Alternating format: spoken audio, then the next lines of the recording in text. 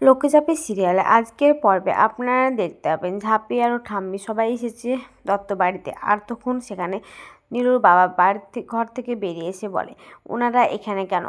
তখন দীপের ঠাম্মি বলে, অনেক দিন পর এসেছি বাবা ঝামেলা মেটাতে, আর অশান্তি ভালো লাগছে না।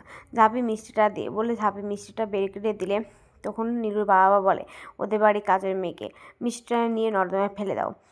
তখন ওর মা বলে, আচ্ছা বড় খোকা, তুই এভাবে কী করে বলছিস? ও তোর মায়ের মতো, মা সমতুল্য, আর তুই ওকে এরকম নোংরা নোংরা কথা বলছিস? তখন বলে, মা তুমি চুপ করো।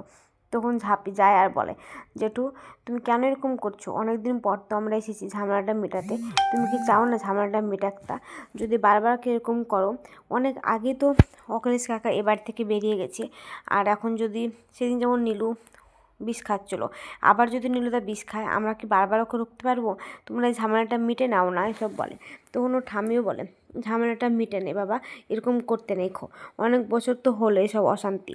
তখন বলে, আমি একটা কারণে ঝামেলা মেটাতে চাই, যদি আমার সরকার বাড়ি কর্তা যদি আমার পা এসে ধরে, তাহলে একমাত্র আমি ভেবে দেখবো যে ঝামেলা মেটাবো কিনা। তখন চঞ্চল বলে, হ্যাঁ, যদি একমাত্র দীপ যদি আসে আর এসে আমার পা ধরে, তাহলেই আমি একমাত্র ঝামেলা মেটাবো। তখন ঝাঁপি বলে, আচ্ছা দীপ তোমার পা ধরবে এসে? তুমি নখের যোগ্য দীপের? তখন চঞ্চল বলে, এই ঝাঁপি তুই বেশি কথা বলবি না কিন্তু। তখন নীলুর বাবা ও ঠাম্মিকে হাত ধরে টানতে টানতে নিয়ে চলে যায়। আর তখন বলে যে কি যে ও ঠাম্মি ধরে থাকে হাতটা, তখন জোর করে হাতটা ধরে নিয়ে তাও চলে যায়। তখন ও ঠাম্মি বলে, দেখলি ঝাঁপি, আমি তোকে বারবার করে বলেছিলাম যে না, এটা কিছুতে সংশোধন হওয়ার মতো না, এটা ঝামেলা লাগিয়ে থাকবে। তখন ঝাঁপি বলে, আমি যখন কথা দিয়েছি 2 বাড়িকে এক করব, তখন আমি করবো এক। এদিকে কাজের মেয়েটা সে ঠাকুরটা চুরি করে ওর ব্যাগে ঢুকিয়ে দেয়। আর তখন ওরা বাড়ি থেকে বেরিয়ে যেতেই অমনি ইনকাকে ফোন করে জানিয়ে দেয়।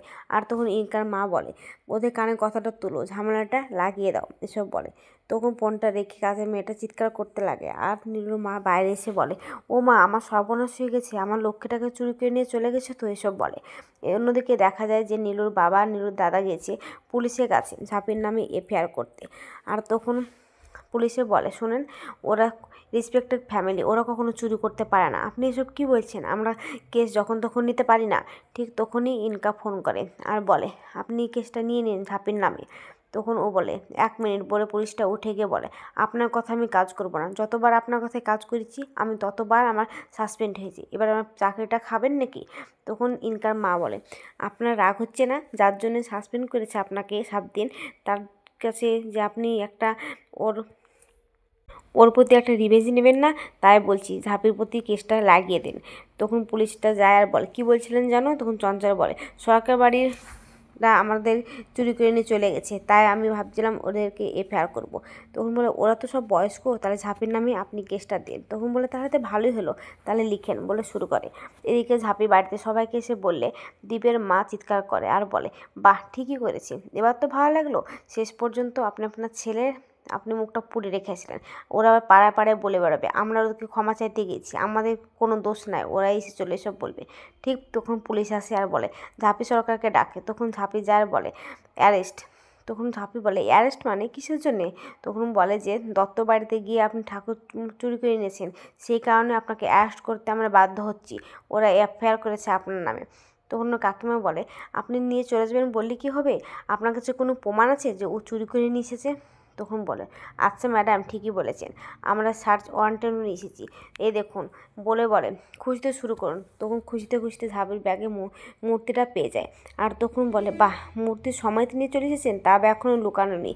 তখন ঝাঁপি অবাক হয়ে যায় আর বলে, যে আপনি না একটা পুলিশ, আপনার তো কাজ ক্রিমিনালকে ধরা, ক্রিমিনালের মুখ চোখ দেখে আপনি বুঝতে পারবেন না যে কে চুরি করতে পারে কে পারেন না? তা আমাকে দেখে মনে হচ্ছে আমি চুরি করেছি।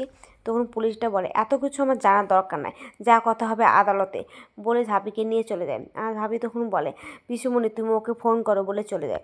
তখন পুলিশে ঝাঁপিকে নিয়ে চলে গেলে ওর পিসি ফোন করে আর বলে, তুই তাড়াতাড়ি বাড়ি ফিরে আয়, এদিকে ঝাঁপিকে পুলিশে ধরে নিয়ে চলে গেছে। তখন বলে, কি বলছো তুমি? তো হ্যাঁ, তাড়াতাড়ি তুই বাড়ি চলে আসি দীপ। তখন বলে, ঠিক আছে আমি আসছি। এদিকে ঝাঁপি থানাতে বসে আছে আর মশার কামড় খাচ্ছে আর গা হাত পা চুলকাচ্ছে। ঠিক তখনই সেখানে দীপ আসে আর বলে, বাহ, ঢুকিয়ে দিয়েছে লকাবে তোকে, ঠিক করেছে, এটাই তো তুই চাচ্ছিলি, নাহলে কেন দত্ত বাড়িতে গিয়েছিলি? তখন বলে, হ্যাঁ আমি কি ভুল করেছি গো, তোমরা মারামারি করে মজা লুটছিলে, তাই আমি ভাবছিলাম দুই বাড়িতে যত ঝামেলাটা মীমাংসাটা মিটে, তাই আমি মীমাংসা করতে গিয়েছিলাম, এটা আমারই অপরাধ। তুমি কেন এসেছো? আমি যখন লকআপে আছি তখন তো খুব ভালো, তুমি এখন পায়ের উপর পা তুলে দিয়ে আরাম করে তুমি এখন বসে বসে খাবে। তখন দীপ বলে, ঠিক বলেছিস, মা পোস্ত বড়া করেছে, ওইদিকে এক থালা ভাত সাজিয়ে গিয়ে চুপচাপ খাটের উপর লেপ গায়ে দিয়ে শুয়ে পড়বো, তুই এখানে পচে মর। তখন বলে, তো কী করতে এখানে এসেছো? আমি কি তোমাকে ডেকেছি? তখন বলে, যদি না নিয়ে যায় তাহলে যে আমি দত্তবাড়ির কাছে হেরে যাবো, তাই তোমাকে আসতে হয়েছে, নাহলে কি তোকে আমি নিয়ে যেতাম? তখন বলে, যাও যাও। তখন বলে, চুপ কর, আমি সুকুমার রায়ের সঙ্গে কথা বলছি। এদিকে দীপ সুকুমার রায়ের কাছে আসে, আর আসলে তখন বলে যে কি যে ওর নামে সব কথা বলতে থাকে। তখন বলে, শুনুন একটা কথা বলি আপনাকে, হ্যাঁ যে কথাটা হবে সব আদালতে গিয়ে, এখানে কোনো কথা আপনার সঙ্গে আমি বলতে পারবো না। তখন বলে, আপনি কোনো কথা শুনবেন না? না, ও ভদ্র ফ্যামিলির বউ, ও আপনার মনে হচ্ছে ও চুরি করতে পারে তা? তখন বলে, আমি প্রমাণ সমেত ধরে নিয়ে এসেছি, তাই আপনি আমাকে কিছু বলতে পারেন না। তখন দীপ বলে, আচ্ছা ঠিক আছে, আমি যাচ্ছি, তাহলে কাল আদালতেই কথা হবে, বলে সেখান থেকে চলে যায়। আর তখন ইনকার ফোনটা সুকুমার রায় ধরেছিল। তখন বলে, ম্যাডাম শুনলেন তো? তখন ইনকা বলে, দীপ তো ঝাঁপিকে ছাড় করে নেওয়ার জন্য উঠে পড়ে লেগেছে। তখন ফোনটা রেখে দেয়। আর ইনকা তখন ওর মাকে বলে, মা প্ল্যানটা কেমন হয়েছে? তখন ওর মা বলে, প্ল্যানটা কেমন হয়েছে তুমি সেটা বলছো? দুর্দান্ত হয়েছে, এবার কেউ ঝাঁপিকে ওই জেল থেকে বের করার কারো ক্ষমতা নাই। এদিকে দীপ বাড়ি চলে এসেছে। বাড়িতে এসে হাত মুখ ধুয়ে খাওয়া দাওয়া করে ঘুমাতে যায়।